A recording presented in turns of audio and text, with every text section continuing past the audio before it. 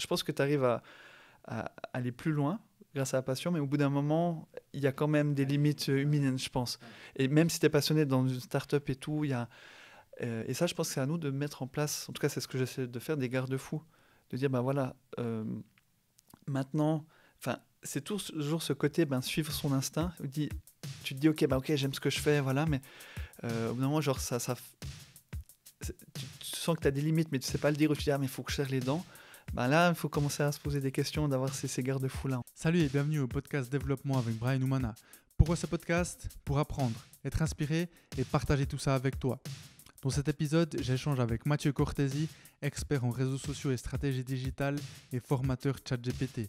Aujourd'hui, il est suivi par plus de 200 000 personnes sur ces différentes plateformes. Dans cette partie 2, on a abordé plusieurs thèmes comme le burn-out. Il y a environ un an, Mathieu était en burn-out et il nous raconte ce qu'il a appris de ce moment. On parle des priorités, de prendre le temps, du manque de sens. On parle de ses différents réseaux sociaux, de ses sources de revenus et bien d'autres points. C'était son premier podcast et Mathieu nous parle de thématiques qu'il n'avait jamais abordées auparavant. Je pense notamment au burn-out. Premier podcast, premier livre. Pour marquer le coup, Mathieu offre aux auditeurs 20% de rabais sur sa formation en ligne sur outia.fr. Tu retrouveras le lien dans les commentaires. Il te suffit d'entrer le code promo DABU. C'est l'acronyme de développement avec Brian Oumana. Donc saisis cette opportunité. Je profite pour t'informer que cet épisode est le dernier de l'année 2023 et que 2024 s'annonce pleine de nouveautés. Je te retrouve donc en janvier et je te souhaite un excellent épisode.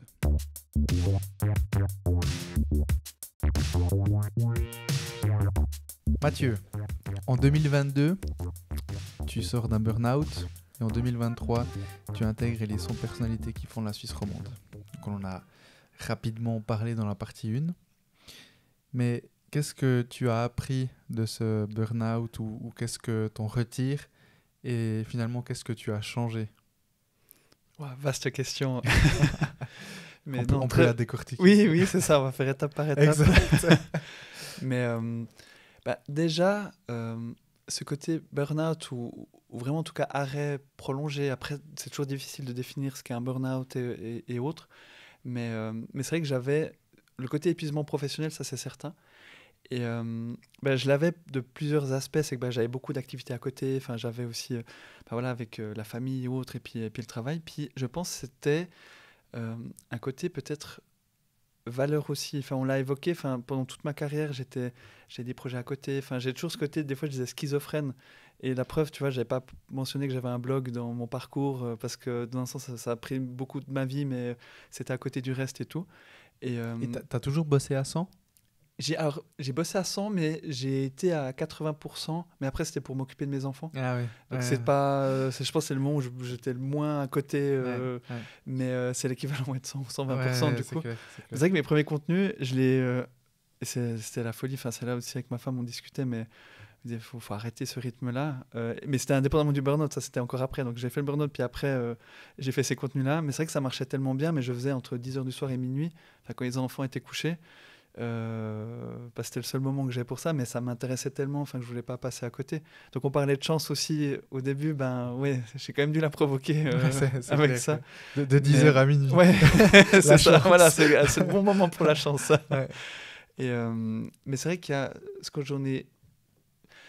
En fait, c'est ce moment, mais je pense tous ceux qui ont vécu ça, et c'est vrai qu'il y a de plus en plus ce côté épuisement professionnel. Enfin, les études le montrent, mais c'était ce côté un peu perte de sens au travail, dans ce que je faisais, d'avoir fait le tour aussi, et de me dire, voilà, j'arrive, voilà, 37 ans maintenant, qu'est-ce que je vais faire pour la suite? Enfin, c'était vraiment pas clair, et puis je sentais que je tournais en rond, il y avait un peu, aussi à la suite du Covid aussi, il y avait vraiment tous ces aspects-là, et surtout ce côté, ce que j'avais fait, erreur au début, mais je me disais, non, mais ça va aller, c'est bon, je serre les dents et tout, puis plus ça allait, moins je sentais que j'étais c'était de plus en plus difficile, j'étais de plus en plus irritable, vraiment un peu ces premiers symptômes-là.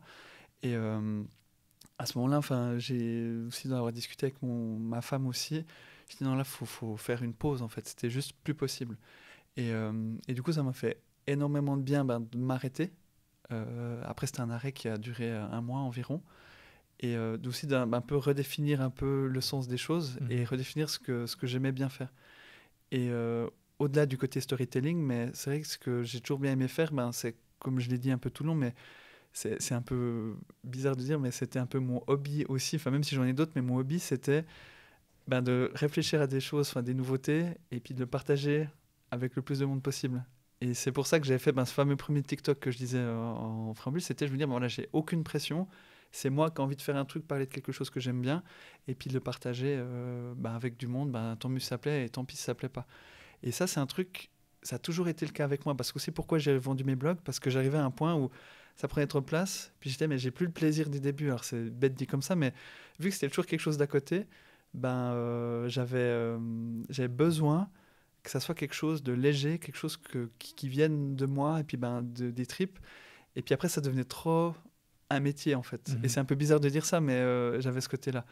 Et c'est pour ça mais pourquoi est-ce que ça devenait un métier? Parce que typiquement le blog, j'aurais pu, quand je te disais que c'était je pensais me mettre peut-être indépendant avec le blog, c'est que ça marchait vraiment bien. Enfin, j'avais des revenus avec de l'affiliation, enfin sans rentrer dans le détail, mais c'est avec des outils. Donc en fait, tu sentais une obligation? Ouais, exactement. Ok. En fait, c'est bête, hein, mais je me dis, ok, ça va devenir mon métier, et dès que ça devenait mon métier, je publiais plus rien en fait. Et j'avais cette crainte, c'est pour ça qu'au début, j'ai attendu jusqu'à août avant de me dire, ok, ça le devient, parce que déjà, j'avais plus de temps du tout. Mais je me suis dit, mais là, je sens que dans mon parcours, c'est le bon moment. Au-delà du fait des planètes qui s'alignent, je me sens, enfin, j'en ai discuté avec ma femme aussi. Elle, d'ailleurs, elle m'a soutenu tout le long. Enfin, ça fait 15 ans qu'on est ensemble, 5 ans de mariage, 2 enfants. Je lui dis souvent, mais du coup, je profite pour lui dire, mais c'est mon soutien numéro 1. Et c'est aussi elle qui me dit quand ça va pas, quand je fais n'importe quoi. Enfin, elle me recadre. D'ailleurs, le jour où j'avais été annoncé pour le Forum des Sens, j'avais annoncé officiellement. J'ai reçu plein de messages, des gens qui me félicitaient et tout. Puis j'ai reçu un message vocal de ma femme qui me disait ouais, là, je sais plus quoi, les courses, je sais plus ce que. Enfin, je sais plus quoi, mais elle m'a bien remis. Puis puis félicitations pour Forum des Sens. Et c'est très bien parce que quand à part ça, voilà, exactement. Mais parce que c'est la première qui me. Tu vois, genre qui me remet les pieds sur terre si je dis pas que je prends la grosse tête, mais si je dis c'est génial, j'ai 100 000 abonnés sur Instagram, et c'est la première qui dans les moments difficiles qui me soutient aussi. Bien sûr. Donc ça, je pense que c'est vraiment important. Et donc on a discuté, puis c'est même elle, je peux pas dire qu'elle m'a poussé, mais elle m'a dit non mais Mathieu, vas-y quoi. Et donc au-delà, je sais ce que c'est aussi d'avoir ce soutien. Je l'ai aussi de ma femme, mais au-delà de ce soutien qui est énorme, hein, comme je dis, je le sais aussi. Mais est-ce qu'elle t'aide dans cette partie formation? Est-ce qu'elle est dans les coulisses ou pas du tout? C'est vraiment ton activité? Pas du tout. Mais on discutait, à un moment, elle me disait, parce qu'elle est infirmière. Infirmière alors ça va pas être le bon terme, c'est pas infirmière de coordination maintenant, mais elle a aussi du travail administratif aussi. Puis elle est très très bonne justement pour ça. Puis des fois elle me disait, mais si tu veux je t'aide. Puis je crois que je vais avoir besoin d'elle parce que. Mais donc on en discutait après. Il y a le côté, à un moment je lui ai dit mais viens on se lance les deux tout quoi. Enfin c'est totalement fou. Et peut-être ça arriverait un jour. Mais après c'est si t'es marié et puis que tu travailles ensemble et puis là t'es vraiment tous les œufs dans le même panier. C'est clair. Donc c'est un peu chaud. Ouais. Mais en tout cas, elle soutient. Mais par contre, elle sait tout. Enfin, je lui dis Bien tout. sûr. Oui. Tu vois, donc elle pourrait largement faire une formation. Elle a vraiment plein de compétences maintenant. Et c'est mon premier public sur plein de choses. Et puis c'est elle aussi qui m'avait dit, au moment où ça allait plus, au job, c'est elle qui m'a dit maintenant, faut qu'on arrête. Enfin, faut que tu t'arrêtes. Enfin, c'est un peu ce garde-fou-là qui m'a aidé. Mais vraiment, ça m'a. En fait, ça te force. En fait, c'est le moment. Quand tu es en arrêt, épuisement professionnel ou burn-out, c'est ce moment où chaque fois tu te dis ah c'est bon, je vais arriver, je serre les dents, mais en fait il y a un moment, il faut dire stop, et tu es obligé, tu vas juste mourir en fait si tu continues, c'est juste impossible. Et puis d'avoir pu dire stop, ça m'a permis de me recentrer, et le hasard, ou le destin, ou la chance, ou comme ça, au-delà de ça m'a fait du bien, mais ça m'a permis de développer autre chose. Et c'est ça que tu vois aussi, des fois, d'être un petit peu plus libre aussi dans ta tête. Tu peux développer des choses intéressantes. Bon, là, c'est inespéré. Mais voilà, ça m'a permis d'avoir cette disponibilité pour me lancer dans autre chose après coup. Donc ça, je pense que c'est ça que j'en retiens, et de s'écouter. Enfin, je suis toujours été quelqu'un qui des fois s'écoutait pas, mais qui a appris à s'écouter. Et en fait, depuis que je m'écoute, il y a des belles choses qui arrivent. Et là, depuis un an, j'arrête pas de m'écouter. Et puis, en faisant des erreurs aussi, hein, on l'a vu, mais je pense que c'est difficile. À part ça, je pense que c'est une des choses les plus difficiles d'être accordé avec soi-même et puis de s'écouter. Et ça, tu dis, on est en Suisse, mais en Suisse, on s'écoute pas beaucoup. Hein. Non. Non, il faut avoir son job et tout. Enfin, il y a vraiment des règles. Et ça, peut-être, c'est vraiment ceux Suisses qui nous écoutent, mais c'est partout comme ça, mais à Suisse, beaucoup aussi. Et d'arriver un peu de sortir de ça, c'est important. Et voilà, c'est ce que j'essaye de faire. Typiquement, le livre, c'était le pire moment pour l'écrire, en fait. Voilà, j'étais en changement professionnel, enfin, je faisais mes formations, enfin, je sais pas le nombre de nuits blanches que j'ai faites, mais je suis content de m'être écouté pour ça, et je suis content qu'il soit sorti.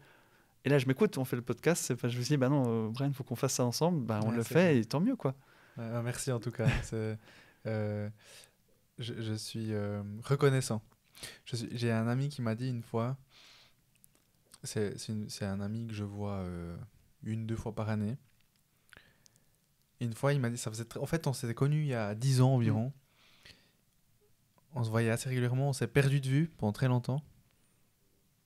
Et on s'est revus dans un cadre un peu plus pro. On partage peut-être plus... Enfin non, on partage un peu tout, mais il est dans les finances, voilà. Et il m'a dit une fois, mais je sais plus comment ou pourquoi, il m'a dit, mais tu sais, aujourd'hui, je prends le temps que pour ce que j'aime ou les personnes pour qui je veux donner du temps. Donc, en fait, indirectement, il m'a dit, aujourd'hui, je prends du temps pour toi parce que je veux être avec toi. Il ne me l'a pas dit comme ça. Mais ensuite, après, ça m'a fait réfléchir et je me dis,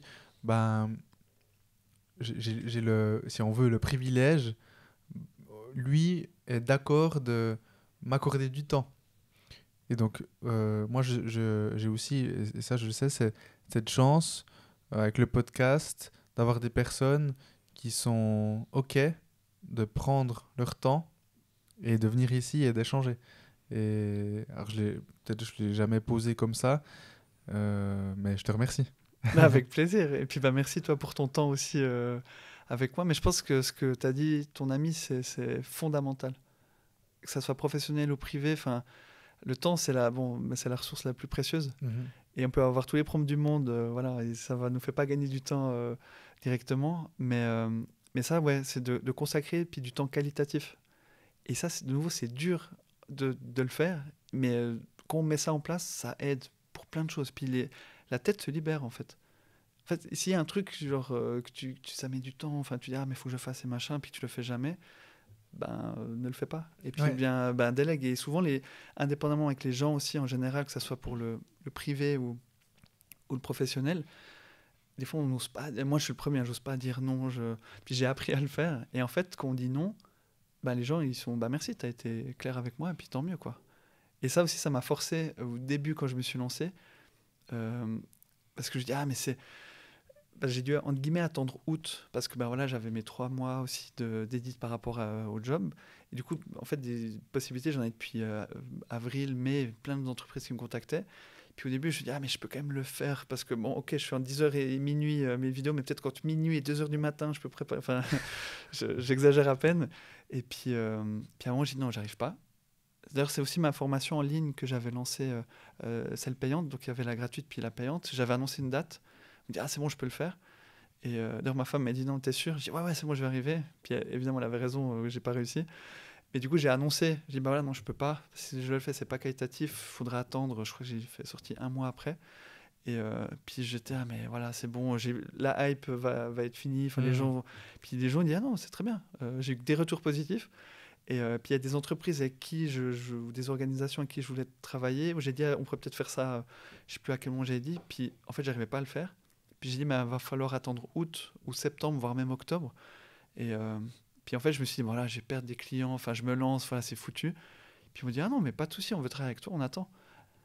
Et là, ça a été libérateur, en fait.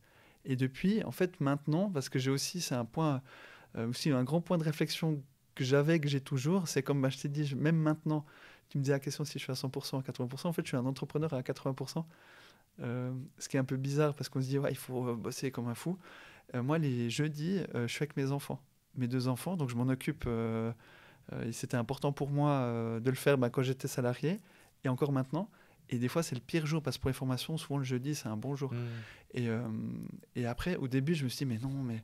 Puis même pour dire à quel point je suis débile, je veux dire, mais je vais trouver des solutions de garde si vraiment machin. Puis j'ai donné une formation un jeudi.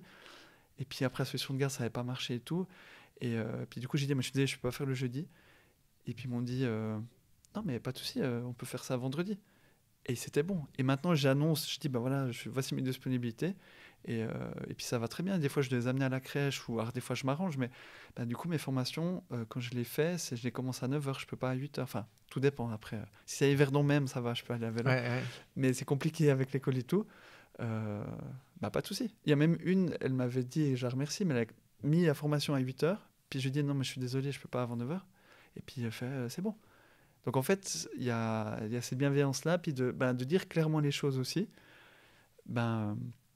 ça aide, et puis c'est plus clair pour tout le monde. Puis si par contre ça pose un problème à quelqu'un, de dire non, on veut le jeudi, mais pour qui vous prenez, vous occupez vos enfants, on n'est pas fait pour travailler ensemble. Voilà, Je pense qu'on va pas partager exact. les mêmes valeurs. C'est ça. Et ça, je pense que je vais le garder tout le long. Et puis il y a tellement, des fois, il y avait...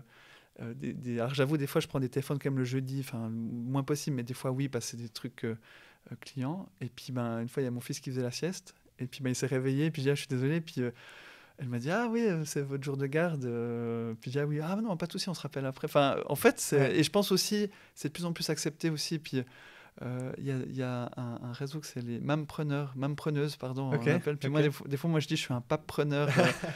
Et ça, peut-être que ça va me jouer des tours, mais j'ai envie de garder ça aussi. Et ça fait partie de moi. Et puis je m'écoute aussi avec ça. Et puis voilà, si ça peut donner aussi envie à d'autres papas de se dire non, c'est quand même possible, même si on a des enfants en bas âge, d'être entrepreneur, tant mieux, quoi.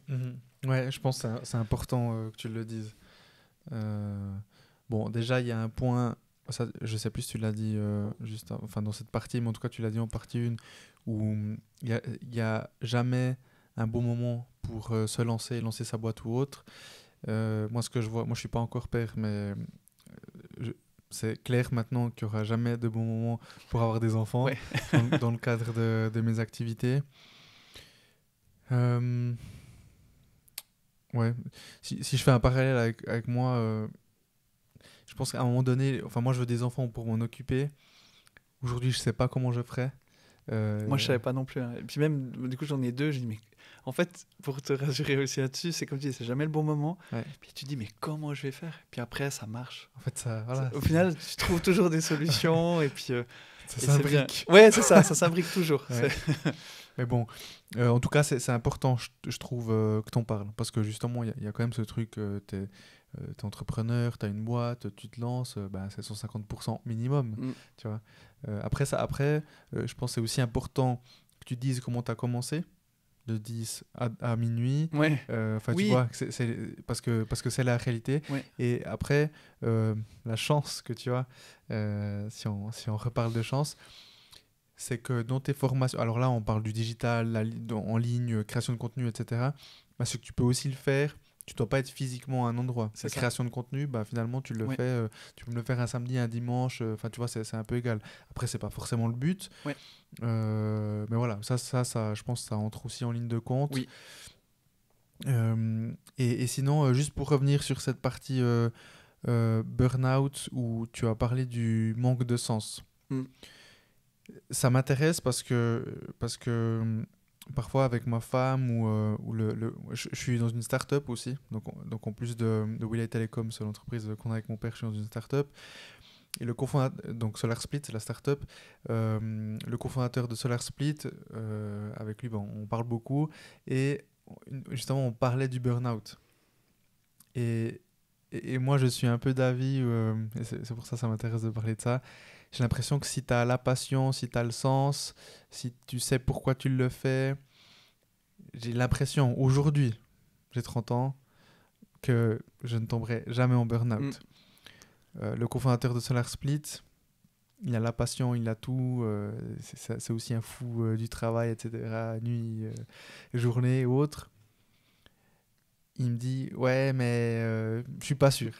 Alors lui, il bosse, tu vois, aussi énormément. Mm. Et là, donc toi, tu bossais énormément, mais tu as parlé du manque de sens. Ouais. Est-ce que tu penses, alors bon, c'est des si, hein, mais voilà, toi qui as vécu ça, si tu avais gardé ce sens, est-ce que tu penses que tu serais quand même tombé là-dedans? Est-ce qu'il y aurait eu besoin de ce moment? Après, tu vois, moi, je suis d'avis dans tous les cas. Alors, bon, c'est un avis, je le vis pas moi forcément, mais je pense que c'est important parfois de s'arrêter. Ouais. Et tu vois, en l'occurrence, burn-out ou pas, disons, ce mois de, de repos, pas repos, Ouais, mais d'arrêt, ouais. voilà, d'arrêt. Ensuite, tu as pu respirer, tu as pu regarder où est-ce que tu en étais, parler avec ta femme, avec toi-même, réfléchir. Boum, chat GPT, ah mais qu'est-ce que c'est? Enfin, tu vois, dans tous les cas, c'est hyper important. Mais est-ce que avec du sens, on peut quand même tomber là-dedans ou pas? Oula, c'est une vaste question. Il faudra qu'on fasse une partie 3. Non, mais c'est une très bonne question. Après, je pense, on parle de sens, ça sera quand même propre à chacun.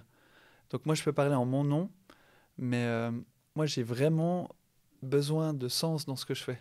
Et je pense pour beaucoup, puis le Covid a quand même beaucoup changé beaucoup de choses pour beaucoup de monde, et surtout dans le monde du travail, on le voit. Et puis après aussi de définir qu'est-ce que c'est du sens et tout. Je pense que chacun aura sa propre définition. Mais moi, c'était vraiment de me dire, ok, j'ai des projets, je dois faire quelque chose, puis ça doit apporter quelque chose.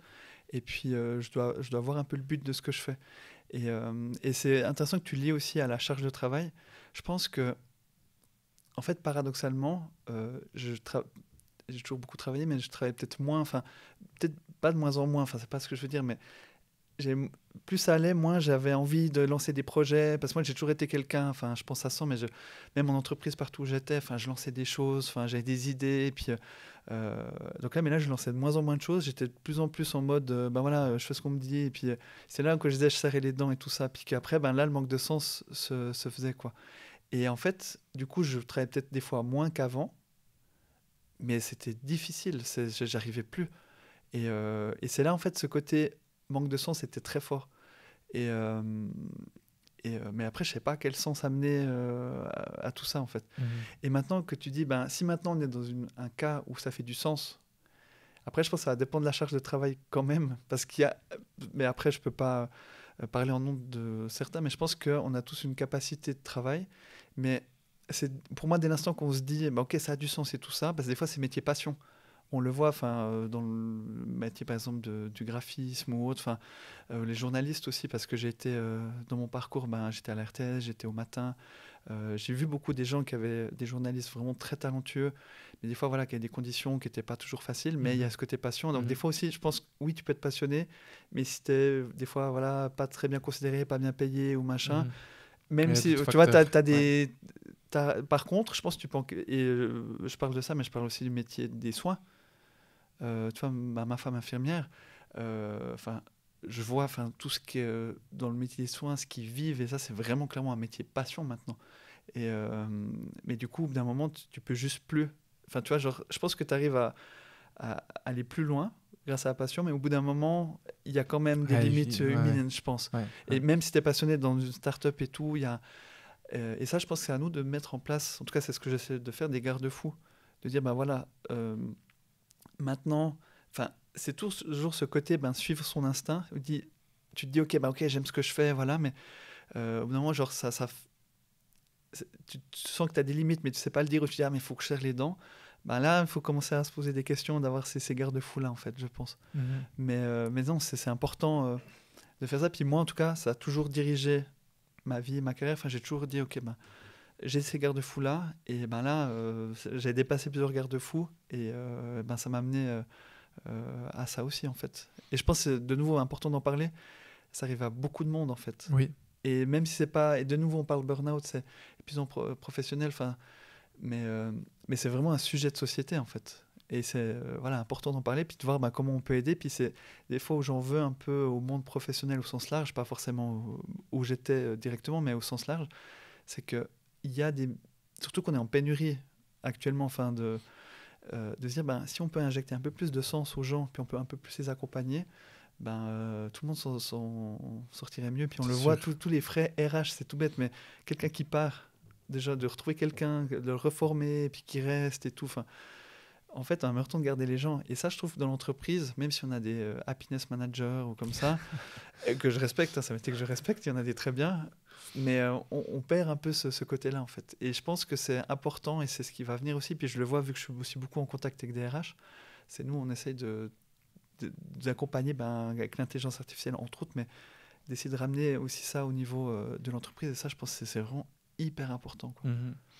Bon, il y a pas mal de stats qui chiffrent en termes financiers la perte concrètement, mais que ce soit étatique ou en entreprise, tous les cas maladies. Mais on parle de millions et millions de francs. Ouais. Donc ça c'est une évidence. En plus, comme tu dis, pénurie de main-d'œuvre, donc en fait, faudrait chouchouter les gens. Après, ce qui est compliqué, c'est que il faut trouver un juste milieu, une balance où tu veux quand même challenger les gens, mais il faut leur donner un confort. Enfin bon, voilà, c'est une vaste thématique. Ouais. Mais en parlant de garde-fous, maintenant, si on passe un peu pour la partie réseaux sociaux, donc comme on l'a dit en partie 1, tu es suivi par plus de 200 000 personnes. Donc ton compte Instagram c'est 100 000 personnes, LinkedIn c'est 27 000 personnes, ta newsletter 13 500, 14 000. Ouais, bien 14 000 là. Je pense qu'au moment où on a passé à 14 000. Puis j'ai aussi TikTok que je mentionne moins. Exact. Et voilà, j'ai mis un point d'interrogation parce qu'en plus tu en off et aussi pendant l'épisode tu as parlé de TikTok. Là t'es à fond ou bien comment tu vois ça? J'étais à fond au début. Là je suis un peu moins parce que et ton public parce que là j'ai plus de haters, enfin pas de haters mais c'est ça qu'on voit par réseau en fait un peu les gens. Après je me pose la question pour mon podcast. Ouais. Et tu vois, j'ai dit ça à ma femme, puis elle m'a dit ouais mais bon c'est les jeunes et tout. Je dis ouais mais pas que, et puis finalement si j'ai des gens de 20, parce que 20 ans en fait eux ils sont sur TikTok. Ah mais c'est en fait moi la toute base quand je disais ce que j'aime bien faire, c'était un de mes stagiaires de l'époque qui est devenu un ami. ChatGPT. Ouais, exactement, c'est mon meilleur ami. Non, je peux le citer, c'est Mathias Stallman, qui est influenceur, qui entre autres, mais qui est pas mal suivi sur Instagram, et vraiment une personne géniale qui est maintenant à 50 000 sur Instagram. Puis à l'époque, c'était mon stagiaire. Il était déjà beaucoup suivi, c'est pas grâce à moi qu'il est... et puis on collaborait sur beaucoup de choses, puis on en rigolait, mais finalement il disait que... Parce qu'il a 10 ans de moins que moi, et puis il disait que j'étais un peu le vieux et tout, et puis lui il s'occupe aussi beaucoup de notre TikTok où j'étais à l'HEP, et puis voilà, il faisait ça très bien, puis moi c'est vrai que j'étais... Pas que j'étais mauvais, mais moi je viens de Facebook, je pouvais pas être à jour sur tout. Et puis des fois il se moquait un peu de moi, et puis du coup j'ai fait mon premier contenu, c'était vraiment TikTok. De nouveau j'étais jamais allé dessus, enfin je suivais, c'était professionnellement on va dire, mais j'ai rien publié dessus, et je dis tiens, ma première vidéo je vais faire sur TikTok.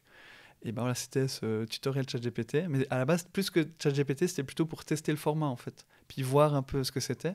Puis comme je disais, c'était vu 500 000 fois. Donc du coup le lendemain je suis allé vers Mathias, puis je me suis bien foutu de sa gueule à lui. C'est qui le vieux? Et ouais voilà, c'est ça, tu vois, le papy fait de la résistance. et c'est aussi du coup en fait en réalité mes tout premiers contenus c'était vraiment TikTok. Puis là je me suis pris au jeu et je faisais en 10h minuit mes petites vidéos, et c'est vraiment là où ça a le mieux marché au début.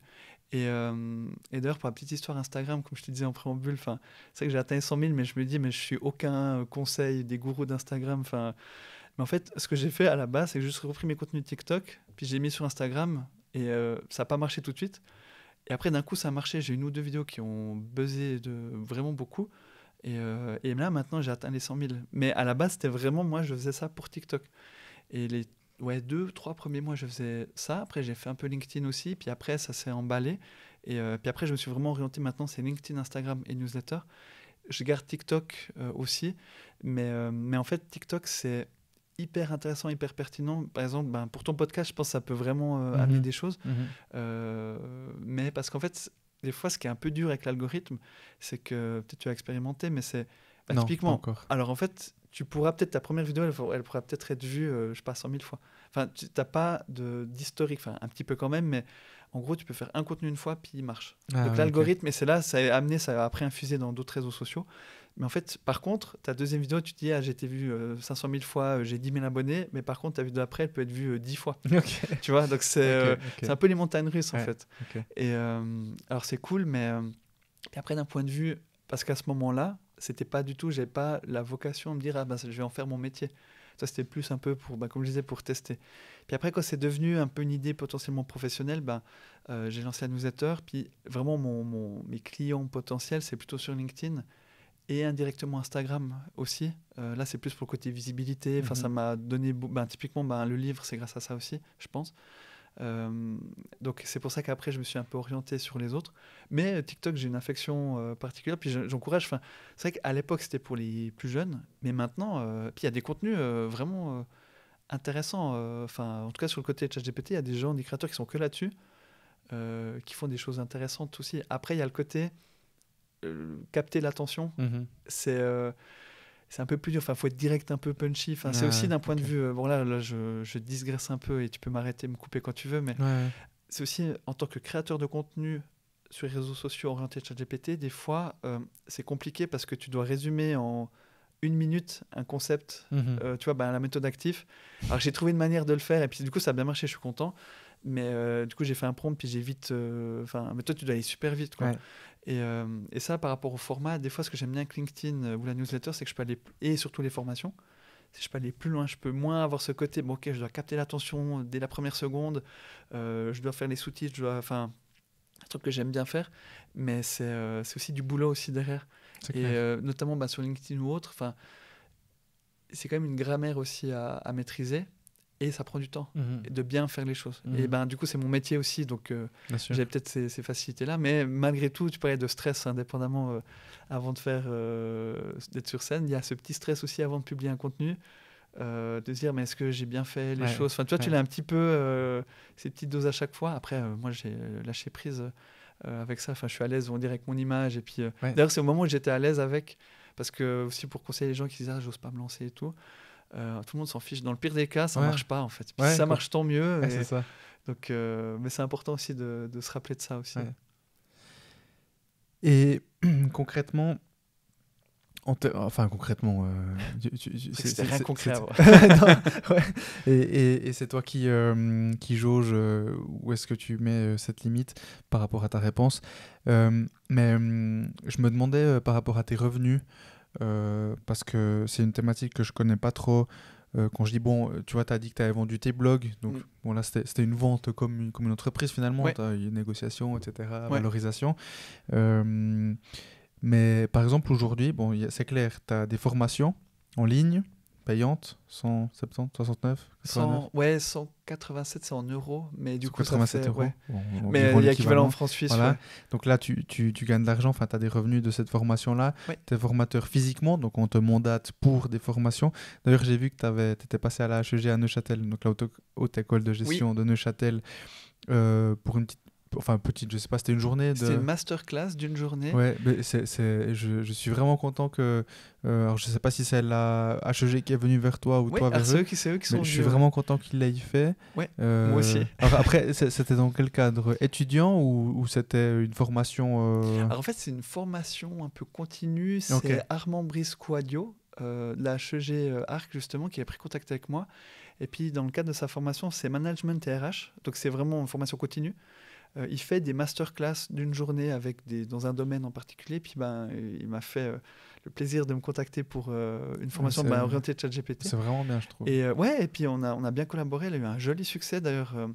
Je crois qu'on l'a pas communiqué officiellement, mais il y a eu tellement de succès, c'est qu'on fait une nouvelle date Ah ouais. le c'est top. 19 janvier, mais j'espère qu'il m'en voudra pas si parce qu'il y avait une côté location de salle et tout, mais il faut aller Ok. sur le site de la HEG pour voir.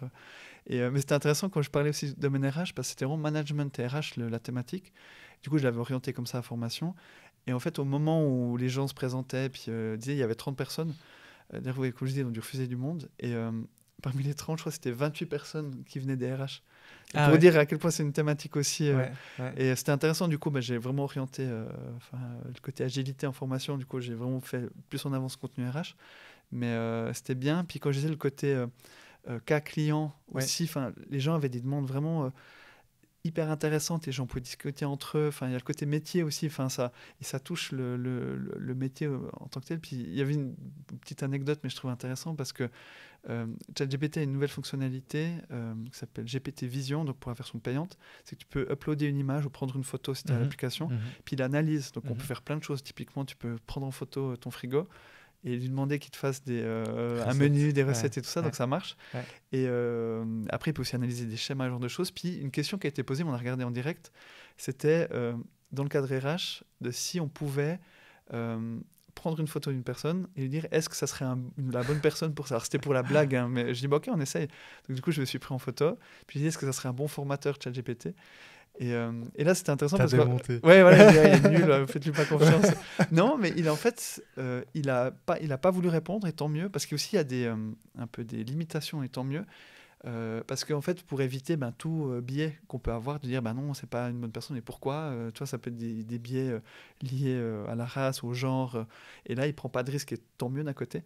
Donc, mais c'était intéressant aussi de tester ça, puis on disait, voilà, ça évolue. Typiquement pour métier RH, on dit, tiens, ça peut être une option. Du coup, là, non, et tant mieux. Mais donc, il y a vraiment cet aspect-là qui est intéressant, mais c'est vrai que je suis sollicité par de plus en plus d'instituts de formation en Suisse et en France. C'est vrai que je privilégie plutôt les en Suisse. Et donc justement, tu as des revenus Oui. de tes formations physiques, de tes formations en ligne, de ton livre maintenant. Ouais, même si ce ne sera pas les plus gros revenus, parce qu'en tant qu'auteur, on n'a pas énorme, mais... Ouais, bon, voilà, c'est quelque chose.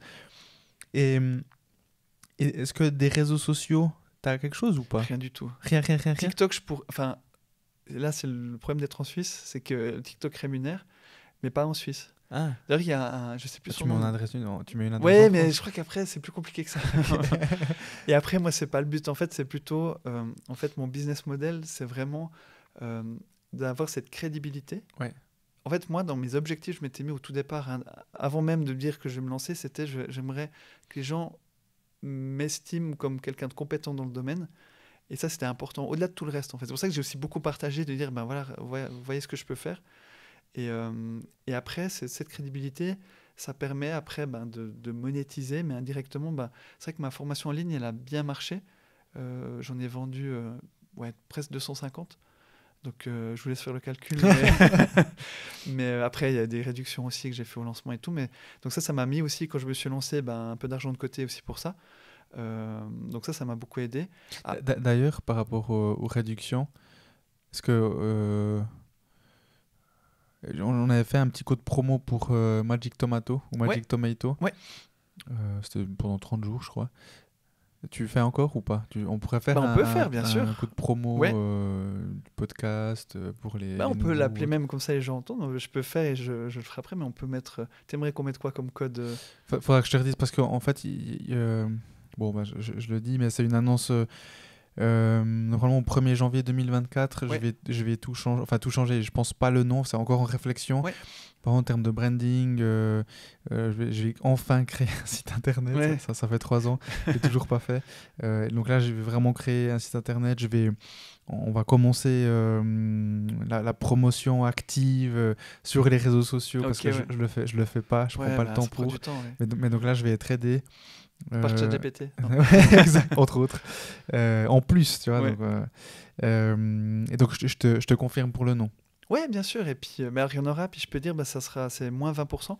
C'est ce que j'avais fait au lancement. Et donc, du coup, ça fait 149 €. Donc, à voir en francs suisses, ça fait du coup moins, vu que le franc est fort. Ok, cool. Mais non, avec plaisir. Donc, ça me fait plaisir si ça peut aider aussi. Puis c'est vrai que j'ai des retours positifs. C'était la première chose que j'avais fait, ma première formation, c'était en ligne en fait. Et puis après, j'ai pris ça, puis j'ai pu aussi l'adapter pour les entreprises.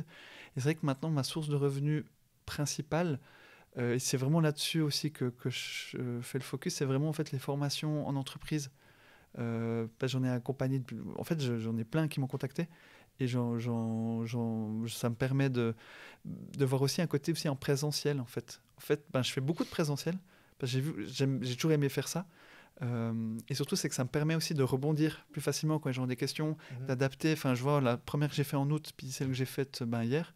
Il y a plein de choses. Bon, évidemment, il y a l'évolution technologique, mais au-delà de ça, cette fameuse pyramide là dont je t'ai parlé, je l'ai mise hier parce que j'y avais pensé, puis il y a eu un bon retour là-dessus. Donc, des fois, je fais des parallèles, c'est un peu bizarre, mais avec le stand-up, j'aime beaucoup aussi ce milieu-là. Et je fais aussi beaucoup de parallèles avec les formations. C'est que il y en a, ils testent les vannes et tout. Moi, je teste mes contenus. Ça, et je vois, tiens, cette slide, ça a moins bien marché, ou bien ce chiffre clé, ça parle moins aux gens, ou typiquement, j'avais fait un truc, c'était un prompt qui permet de générer un prompt. C'est un peu méta, mais tu peux lui demander, et ça, je le mets dans ma formation aussi, dans le livre. Et en fait, c'est tout bête, mais tu dis, ok, j'ai besoin d'un prompt pour, je sais pas moi, faire une stratégie réseaux sociaux, pour bien créer un nouveau site. Du coup, il dit, il t'aide à le faire toi-même. Donc, c'est un peu ChatGPT qui t'aide à faire. Et ça, je l'avais enlevé parce que j'ai l'impression que ça intéressait moins. Puis il y a plein de gens qui m'ont posé la question. Du coup, j'ai rajouté. Donc toi, tu peux un peu adapter. Puis ça, pour le présentiel, c'est top. Même si je fais des formations à distance aussi. J'aime bien, j'ai de l'expérience. Mais plus ça va, plus je vois que c'est ça qui m'intéresse. Puis je peux vraiment accompagner. Et je le vois aussi maintenant. J'ai de plus en plus des demandes de consulting aussi, qui est un peu la suite logique. C'est que il y a un besoin de formation, de sensibilisation. Après, il y a des besoins plus concrets au niveau de département, que ce soit marketing, RH et vente. Puis après, ils disent, nous, on a un besoin très précis. On veut, créer un chatbot d'entreprise où on met en place une campagne. On peut voir, typiquement, j'ai une régie immobilière qui m'a demandé, entre le moment de l'élaboration de l'annonce et puis le traitement administratif, où est-ce qu'on peut intégrer. Du coup, là, ça devient du consulting, en fait. Même si je peux les aider à qu'ils le fassent eux-mêmes. Mais c'est vraiment des formations très orientées. Et ça, c'est aussi des choses que j'aime bien faire et puis qui est en train de se développer aussi pour ça. Donc, en fait, plus ça va, mais là, du coup, j'ai dû... quand je te disais que c'est plein de micro-décisions, ça, c'est un processus que je fais presque quotidiennement, de me dire, OK, dans quoi je m'oriente et tout. Et là, en tout cas, au moment où on fait ce podcast, ça peut peut-être évoluer, mais j'aime beaucoup le côté formation en ligne parce que ça permet de répondre à des besoins personnels. Donc, typiquement, par exemple, tu as fait celle gratuite qui elle était suivie par plus de 6000 personnes maintenant. Et puis là, j'ai plein de retours positifs. C'est 45 minutes de formation offerte en mode e-learning. Et puis là, c'est 3 heures de formation. Donc là, on va beaucoup plus loin dans beaucoup de choses. Donc une personne, que ce soit une entreprise ou autre, qui veut s'améliorer, il a accès à ça. Et puis après, pour les entreprises, du coup, on fait des formations d'équipe ou conférences et autres. Et puis là, c'est vrai que c'est une source de revenus maintenant qui devient de plus en plus principale pour moi. Et j'ai envie de garder ces deux choses, le côté en ligne aussi et le côté en présentiel. Et je peux te le dire aussi, mais dans mes projets de l'année prochaine, aussi j'ai fait ma petite feuille des objectifs et tout. J'aimerais justement lancer, je l'ai vu que les formations e-learning, c'est top, j'aime beaucoup ça. Mais il y a un côté, des fois, des gens l'apprennent et puis ils n'ont pas cette incitation à continuer, ce côté un peu qu'on peut avoir en formation aussi en présentiel. Donc du coup, je vais faire en fait un mode un peu plus en mode masterclass où il y aura typiquement 4 sessions en direct où il y aura les gens qui pourront poser questions-réponses, aussi un moment aussi coaching one-to-one avec la personne, donc pour vraiment répondre à quelqu'un qui dise dans ma pratique professionnelle, j'ai besoin de ça, grâce à ça, ils ont une partie théorique, une partie pratique et puis un côté vraiment sur mesure avec ça. Donc c'est quelque chose que j'aimerais mettre en place pour l'année prochaine, mais ça sera peut-être pour le prochain podcast. Oui, complètement. Et je m'active un petit peu parce qu'on a un petit peu dépassé. D'ailleurs, je suis étonné que ta caméra soit encore allumée. Normalement, j'en ai environ pour 1h45, là on est déjà à 1h55. Okay. La mienne est morte, mais c'est pas grave, on a la foule, la complète. Mathieu, est-ce que tu as des recommandations de livres, de ressources que ce soit lié à ChatGPT ou bien les outils ou autres? Alors, il y a un auteur qui a une newsletter qui est hyper intéressante. Et en fait, c'est quelqu'un qui fait des recherches dans le domaine de l'IA, mais qui est vulgarisateur. Typiquement, ce que je parlais des ressources sur le côté de jouer sur l'émotionnel, la personne s'appelle Ethan Mollick. C'est ETHAN-MO2LICK. C'est un chercheur à l'université de Pennsylvanie. Alors, c'est en anglais, malheureusement. Mais lui, c'est une source vraiment sans fin d'informations sur l'IA, sur les recherches et tout. C'est quelqu'un de top. Ensuite, en termes de newsletter, Dans les Ah, il y en a un que j'aime beaucoup. Il s'appelle Benoît Raphaël, qui avait lancé. Alors lui, ça fait longtemps qu'il est dans l'IA. C'est un journaliste à la base. Et il fait une newsletter qui s'appelle Flint. Et qui parle aussi beaucoup de choses avec l'IA. Puis c'est quelqu'un, je crois qu'il est expatrié en Asie du Sud-Est. Il était sur Paris, puis maintenant il est en Asie. Sur Instagram, des fois on voit, il dit mon office du jour. Je crois qu'il est au Vietnam là, en ce moment. Et lui, en plus, il est gentil. Il a accepté de participer à mon livre, de le lire et tout, puis d'en parler. Donc ça, c'est vraiment gentil de sa part. Ouais. Mais lui, il a vraiment des contenus super intéressants. Donc ça, je conseille aussi de la lecture de sa newsletter et puis de ses différents contenus. Donc voilà, après, c'est déjà pas mal. Oui. Et puis, Mathieu, j'ai instauré depuis un certain temps maintenant un nouveau concept et donc tu auras le droit aussi, où une ancienne invitée pose une question à un futur invité. Il ne connaît pas qui est ce ou cette invité. La question est la suivante. Comment est ton sommeil et est-ce que tu as des astuces à partager? Alors, en tant que père de 2 enfants, mon sommeil... il n'a pas pensé à ça. Il ne s'est pas dit, s'il est père... Voilà, ça va mieux, là. Mais c'est vrai que le petit dernier, il avait des fois de la peine à dormir ces dernières semaines, et du coup, nous aussi. Donc, c'est vrai que la notion de sommeil, c'est important. Il faut dormir. Ceux qui peuvent dormir, donc, mais là, mon sommeil va un peu mieux. Mais je pense que au-delà de la blague, c'est hyper important. Alors, je fais partie des gens qui ont j'ai jamais eu d'insomnie ou autre. Okay. Donc à part ça, pour moi, c'est comme un super pouvoir en fait. Ouais. Je peux m'endormir très rapidement partout. Ouais. Okay. Donc ça, c'est bien. Et je le vois avec d'autres qui ont de la peine. Ça a vraiment des impacts après sur plein de choses. Oui. Donc voilà, mon sommeil va mieux, tant mieux. Mais voilà, il faut vraiment le préserver, c'est important. Donc, tu n'as pas d'astuce particulière? Mon astuce, nouveau, le côté lâcher prise. Après, alors un truc, bon, ça c'est tout bête, mais c'est pas non plus le truc de l'année, mais d'avoir des moments un peu intermédiaires, évidemment d'éviter le Natel. Je pense que c'est important de déconnecter pour plein de raisons. Et d'avoir de la lecture aussi. En fait, ça c'est quelque chose que je fais avec mes enfants, parce que normalement, l'histoire du soir. Mais on le voit aussi, puis ça, je pense qu'il faut qu'on l'applique tous, quoi. C'est vraiment d'avoir des moments avant de dormir, des moments calmes, parce que des fois, voilà, on regarde la télévision, on est sur le Natel et tout, puis après, direct, on va se coucher. Je pense avoir des moments un peu de transition, un peu plus tranquille. C'est précieux, puis c'est, en tout cas, moi, à mon niveau, ces moments où j'ai eu mes meilleures idées, c'était à ces moments-là, en fait. C'est un peu la soirée et tout. Mais mon conseil, d'essayer de prendre un livre, comme celui ChatGPT en entreprise. Je dis pas que ça va vous aider à vous endormir, mais tu n'es pas biaisé. Voilà, mais de bien prendre un livre, de bien prendre le temps aussi, de discuter aussi, avec si on est en couple ou autre. C'est ces moments, c'est important de garder ça. Puis je pense que ça aide pour avoir un bon sommeil. Mais puis je sais que des fois des gens ont de la peine, ils pensent à toutes les choses de la journée, mais d'arriver à lâcher prise. De nouveau, c'est pas évident. En Suisse, on lâche pas prise, pour dormir. Non. Mais justement, pendant cette phase où tu bossais de 10 à minuit, est-ce que tu avais ce temps-là? Non. Ou c'était minuit Non, c'était la folie. Boum, tu terminais et tu allais directement dormir. Mais vu que j'ai mon super pouvoir, que je m'endors bien et vite, heureusement, j'avais ça. Mais ça me manquait. Blague à part, c'est qu'on disait maintenant, il faut arrêter. C'est que j'avais plus ça, en fait. J'avais plus ces moments-là. Et c'est vrai qu'en termes de sommeil, c'était compliqué. Et je pense que ça fait partie des choses maintenant qu'on essaye de garder, de mettre en place aussi. C'est des moments précieux et il faut les garder, en fait. Donc je dis ça parce que j'avais plus beaucoup ces moments de sommeil. Puis on parlait aussi de côté arrêt, c'est que j'avais plus ça non plus. Donc non, ça c'est important de préserver. Et Mathieu, ma dernière question, qu'est-ce que le succès pour toi? D'être aligné avec ses valeurs.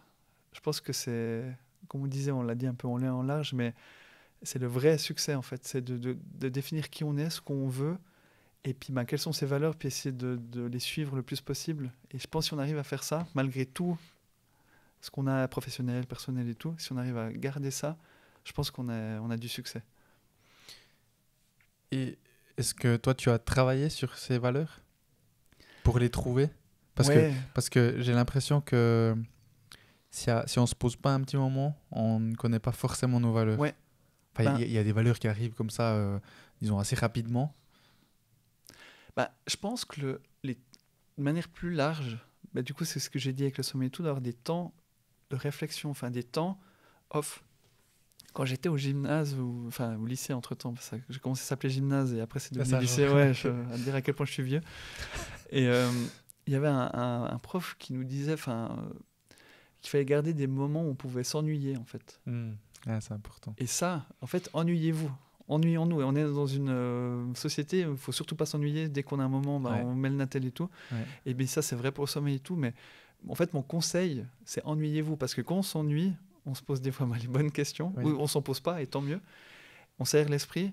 Et ça, c'est une valeur que j'essaie aussi avec mes enfants aussi. Dans des moments, des fois, ils sont tout le temps occupés et tout. Dire non, là, on va avoir des moments un peu d'ennui. Et ça, je pense que nous, on doit le garder. J'essaie de garder ça, même si c'est pas facile. J'ai des micro-moments d'ennui, mais c'est là où j'ai eu les meilleures idées. Et ça, c'est fondamental. Puis notre société ne veut pas ça. Complètement. Et je pense qu'il faut qu'on le garde. Et puis on doit même militer pour ces moments d'ennui, en fait. La neuroscience nous le dit. J'ai eu la chance d'échanger avec Solange Denervaux, qui est une neuroscientifique du CHUV. Donc elle était sur ce podcast. Et elle le dit, il faut des moments où on ne fait rien. Après, on a parlé un peu, mais qu'est-ce que c'est quoi, ne rien faire Mais donc, ouais. Mathieu, merci beaucoup. Merci à toi, Brian. Est-ce que tu as d'autres points à ajouter ou des choses où tu voulais absolument partager Je crois que j'ai tout dit, j'ai beaucoup parlé. J'espère que ça sera digeste pour tout le monde. Mais en tout cas, merci beaucoup. Je t'ai dit des choses que j'en ai parlé à personne à part ma femme, je crois. Je suis content. Parce que je suis content de pouvoir partager. Puis j'aime beaucoup ce format-là. Que tu aies pris le temps aussi de faire tes recherches. Vraiment, c'est presque un peu cathartique. J'ai pu dire des choses et je suis content. Et puis c'est bien aussi de voir un peu ce côté revers de la médaille. C'est un peu fort, mais aussi, les choses arrivent pas non plus comme ça par hasard et tout. Pas du tout. Et il y a des moments, des bons moments, des moments de doute. Et ça, je pense que c'est aussi important de le partager. Puis j'ai eu cette occasion, tu m'as donné cet espace-là. Donc je l'ai bien pris en parlant beaucoup. D'ailleurs, je continue de parler beaucoup. mais moi, je te remercie beaucoup. C'était un bon moment. Et donc, je te remercie. C'est réciproque. Alors, à tout bientôt, Mathieu. À bientôt. Ciao, ciao. Merci d'avoir écouté cet épisode et s'il t'a plu, pour m'aider à continuer, abonne-toi à Développement avec Brian Oumana sur ta plateforme de podcast préférée et ou sur YouTube et n'oublie pas de donner ton avis en notant. Cette fois-ci, je ne te donne pas rendez-vous le dernier vendredi de ce mois, mais je te donne rendez-vous en janvier 2024 pour un nouvel épisode. Ciao, ciao.